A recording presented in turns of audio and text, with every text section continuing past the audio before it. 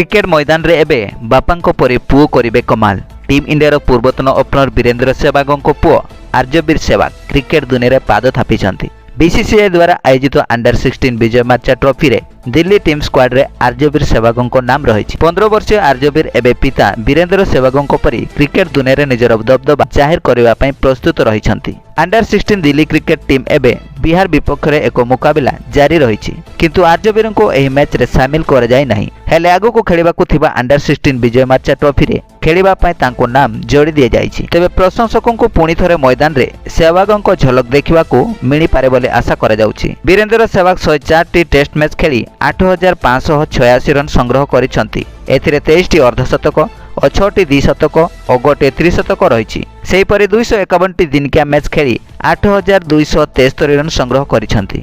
एथिरे 15 टी शतक और गोटे द्विशतक और 38 टी अर्धशतक रही। सेहीपरि 19 टी टी20 रो 2 टी अर्धशतक सहित 395 रन संग्रह करिसंती।